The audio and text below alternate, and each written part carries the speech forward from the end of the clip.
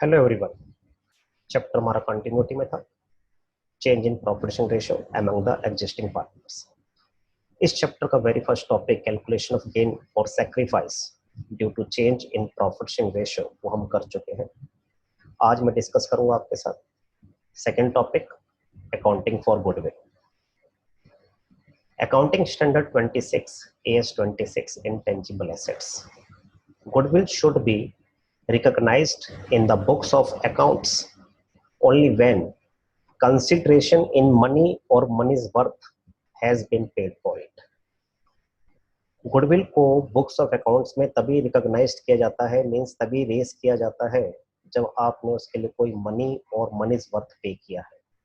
Means आपने उसका कोई बिजनेस परचेज किया है और आपने उसका जो बिजनेस है वो नेट एसेट से ज्यादा प्राइस पर परचेज किया है, तो ही गुडविल को हम बुक्स ऑफ अकाउंट्स में शो करते हैं। मींस परचेज गुडविल को हम बुक्स ऑफ अकाउंट में शो करते हैं, सेल्फ जनरेटेड गुडविल को हम बुक्स ऑफ अकाउंट में शो नहीं करते। इसी वजह से ही change in profit sharing ratio और in case of admission of a partner और इन केस ऑफ रिटायरमेंट और death of a partner, goodwill is not recognized, that is goodwill is not raised in the books of accounts as no money or money's worth has been paid for it। क्योंकि इन सभी cases में profit sharing ratio change हो गया, कोई नया partner admit हो गया या रिटायर हो गया या किसी पार्टनर की डेथ हो गई, यहाँ पर हमने किसी का बिजनेस परचेज नहीं किया, ना ही हमने किसी को गुडविल के बदले कोई मनी या मनीज वर्थ पे किया है। तो ऐसे केस में हम गुडविल को रिकॉग्नाइज नहीं करते, गुडविल को रेज नहीं करते। ये बात आपको ध्यान में रखनी है कि गुडविल को रेज हम तभी करते हैं, रिकॉग्नाइज तभी करते हैं जब हमने उसके लिए कोई मनी और मनीज वर्थ पे किया हो। तो in case of change in profit sharing ratio, admission of a partner, retirement और death of a partner, goodwill को हम रिकॉग्नाइज नहीं करेंगे क्योंकि हमने इसके लिए कोई मनी और मनीज वर्थ पे नहीं किया। लेकिन अगर हम गुडविल को रिकॉग्नाइज कर चुके हैं, मींस गुडविल को रेस कर चुके हैं, तब आप उसको इमीडिएटली जो है राइट ऑफ कर देंगे।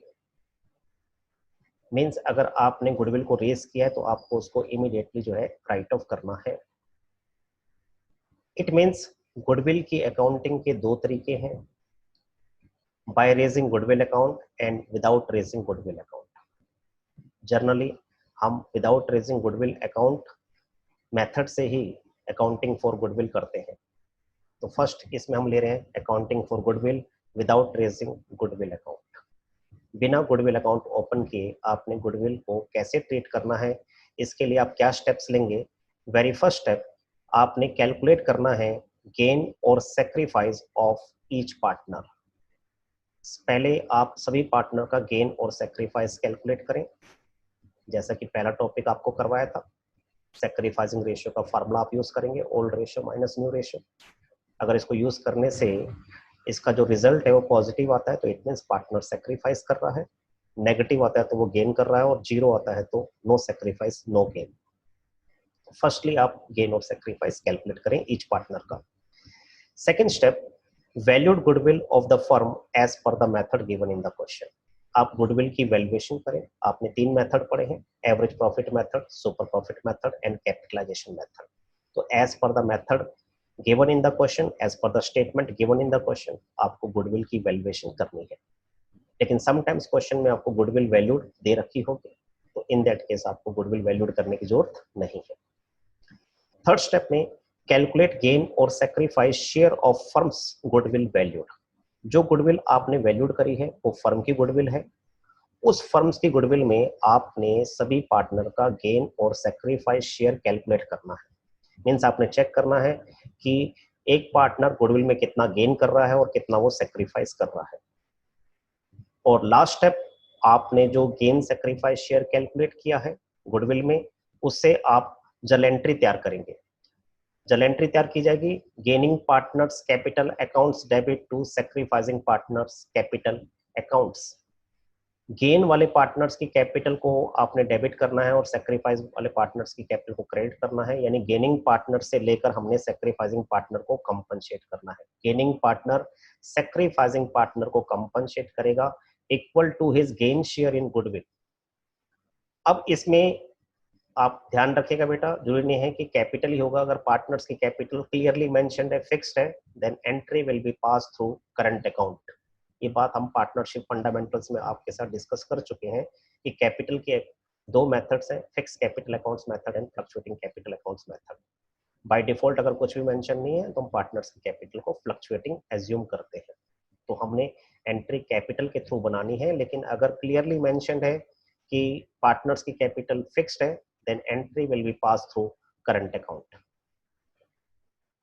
सेकंड, इसमें दे रखा आपको accounting for goodwill with raise and write of.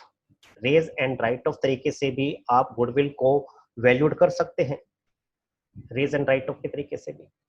ये ऑल्टरनेटिव मेथड है, लेकिन इसको तभी आप फॉलो करें जब क्वेश्चन में क्लियरली आपको क्या रखा है कि आप रेज और राइट ऑफ के तरीके से गुडविल को ट्रीट करें। तो इस केस में क्या होगा कि सबसे पहले आप गुडविल को रेज करेंगे among the partners in old ratio. Entry will be goodwill account debit to partners capital accounts. Goodwill को आपने डेबिट कर दिया, मींस गुडविल को आपने रेज कर दिया। डेबिट होने की वजह से अब ये गुडविल बैलेंस शीट की एसेट साइड में दिखाई जाएगी। जैसा कि मैंने कहा कि हम गुडविल को रिकॉग्नाइज नहीं करते, रेज नहीं करते। अगर आप उसे रेज कर चुके हो तो आप उसे इमीडिएटली राइट ऑफ करेंगे। तो इस गुडविल जो हमने रेज करी है डेबिट करके, इसे आप इमीडिएटली राइट ऑफ कर देंगे among the partners in new ratio. Then entry will be partners capital accounts debit to goodwill account. Goodwill written off among the partners in new ratio. नए ratio में आपने goodwill को write off कर दिया और old ratio में आपने goodwill को रेज कर दिया। तो जब बेटा आप इसका नेट इफेक्ट निकालेंगे तो आप देखें गुडविल पहले डेबिट है और नेक्स्ट एंट्री में गुडविल क्रेडिट है, तो ये कैंसिल हो गया। अब नेट एंट्री जब आप निकालेंगे तो नेट एंट्री आपके पास ये सेम बनकर आएगी जो आपने विदाउट रेजिंग गुडविल अकाउंट में सीखी है, gaining partner capital accounts debit to sacrificing partners capital accounts. Same entry आ जाएगी। लेकिन आपको ध्यान रखना है, raise and write off method आप तभी फॉलो करेंगे जब क्वेश्चन में क्लियरली मेंशन है, अदरवाइज आप गुडविल की अकाउंटिंग विदाउट रेजिंग गुडविल से ही करेंगे। इसके बाद नेक्स्ट आपको दे रखा है इसमें accounting treatment of existing goodwill. अगर गुडविल पहले से बुक्स में दे रखी है, अगर गुडविल पहले से बुक्स के अंदर है तो इट मींस वो गुडविल परचेज गुडविल है जिसे आपने बुक्स ऑफ अकाउंट्स में पहले दिखा रखा था। बाय डिफॉल्ट हमें क्या करना है, जो गुडविल पहले से बुक्स में दे रखी है उसे आपने राइट ऑफ कर देना है। राइट ऑफ क्यों कर देना है? क्योंकि आपने अब नई गुडविल की वैल्यूएशन करी है। अगर आप पुरानी गुडविल को राइट ऑफ नहीं करते, नई गुडविल की अकाउंटिंग करते हैं, तो इसका मतलब आप एक तरीके से डबल अकाउंटिंग गुडविल की कर रहे हैं। तो इसलिए जो गुडविल पहले से बुक्स में दे रखी हो उसे आपने बाय डिफॉल्ट राइट ऑफ कर देना है। लेकिन कई बार क्या होता है कि पार्टनर्स ये डिसाइड करते हैं कि जो एग्जिस्टिंग गुडविल है उसको हम बुक्स में कंटिन्यू करना चाहते हैं, तो वो भी हम आपको इसमें बताएंगे कि किस तरीके से आपको उसकी अकाउंटिंग करनी है। लेकिन एक चीज ध्यान रखें, अगर क्वेश्चन में कुछ भी क्लियरली मेंशन नहीं है कि एग्जिस्टिंग गुडविल का क्या करना है, तो ध्यान रखिए बाय डिफॉल्ट हम उस एग्जिस्टिंग गुडविल को पार्टनर्स में ओल्ड रेशियो में राइट ऑफ कर देंगे। ध्यान से देखिए इसमें क्या लिखा हुआ है, goodwill existed in the books of accounts is written off unless the partner decides otherwise. जब तक पार्टनर किसी और तरीके से डिसाइड नहीं करते या कुछ अलग तरीके से मेंशन क्वेश्चन में नहीं है, आपने एग्जिस्टेड गुडविल को राइट ऑफ कर देना है। राइट ऑफ की जो एंट्री बनेगी partners capital accounts debit to goodwill account. Goodwill को आपने क्रेडिट क्यों किया? क्योंकि गुडविल पहले से बुक्स में दे रखी है और वो बैलेंस शीट की एसेट साइड में दे रखी है और एसेट्स का बैलेंस डेबिट होता है और आपने उसको खत्म करना है, राइट ऑफ करना है, तो आपने उसे क्रेडिट कर देना है। तो ओल्ड रेशियो में आपने इस गुडविल को राइट ऑफ कर देना है। इसके बाद अगर partners clearly mention clear decide करते हैं कि जो एग्जिस्टेड गुडविल है उसको हम बुक्स में कंटिन्यू करना चाहते हैं, इन दैट केस आप उसमें क्या करेंगे, पहले चेक करेंगे कि गुडविल पहले से बुक्स में कितनी एग्जिस्टेड है और नई गुडविल की वैल्यू जो आपने करी है, वैल्यूएशन ऑफ गुडविल करी है, तो उसकी वैल्यू कितनी है, वो इंक्रीज हुई है या फिर डिक्रीज हुई है, उसको आप पहले चेक करेंगे। तो in this case partner decide to carry forward the value of existing goodwill in the books of account, effect is given to the net increase और decrease in the value of goodwill. जो भी goodwill में increase decrease हुआ है उसी का आप net effect देंगे, इसमें उसी को आप ट्रीट करेंगे। क्या स्टेप्स लेंगे उसको ध्यान से देखिए। सबसे पहले आपने इसमें गेन और सेक्रीफाइस निकालना है ईच पार्टनर का, वैल्यू करनी है आपने गुडविल की वैल्यूएशन करनी है as per the method, as per the statement given in the question. उसके बाद आपने कैलकुलेट करना है नेट इंक्रीज और decrease in the value of goodwill. इसके लिए आप क्या करेंगे, जो नई गुडविल आपने वैल्यूड करी है और जो पहले से बैलेंस शीट में आपको गुडविल दे रखी है, दोनों का आप डिफरेंस लेंगे। अगर न्यू वैल्यूड गुडविल जो है उसकी वैल्यू ज्यादा है as compare to existed goodwill, तो उसे हम increase in the value of goodwill कहेंगे। यानी पहले गुडविल अगर आपके पास 50,000 है और नई गुडविल जो आपने वैल्यू करी उसकी वैल्यू 80,000 है, तो हम कहेंगे यहाँ पर गुडविल की जो वैल्यू है वो नेट इंक्रीज है 30,000 से। लेकिन अगर न्यू वैल्यू जो आपने गुडविल की फाइंड आउट करी है, अगर उसकी वैल्यू एग्जिस्टेड गुडविल से कम है, तो उसे हम decrease in the value of goodwill कहेंगे। तो आपने जो गुडविल वैल्यूड करी है और जो गुडविल पहले से बुक्स में एग्जिस्टेड है उसका डिफरेंस लेके इंक्रीज और डिक्रीज आपने चेक करना है। ये थर्ड स्टेप हो गया। फोर्थ स्टेप आप इसमें लेंगे कैलकुलेट गेन और सेक्रीफाइस शेयर ऑफ इंक्रीज्ड और डिक्रीज्ड वैल्यू ऑफ गुडविल। अब आपने जो इंक्रीज और decrease value of goodwill find out किया है उसमें आप गेन शेयर और सेक्रीफाइस शेयर कैलकुलेट करेंगे कि एक पार्टनर उस इंक्रीज्ड वैल्यू ऑफ गुडविल और डिक्रीज्ड वैल्यू ऑफ गुडविल में कितना गेन और सेक्रीफाइस कर रहा है। उसके बाद फाइनली आप उसकी जर्नल एंट्री तैयार करेंगे। अगर net increase in the value of goodwill है तो एंट्री बनाई जाएगी gaining partners capital accounts debit to sacrificing partners capital accounts. यानी गेनिंग पार्टनर सेक्रीफाइसिंग पार्टनर को कंपनसेट करेगा।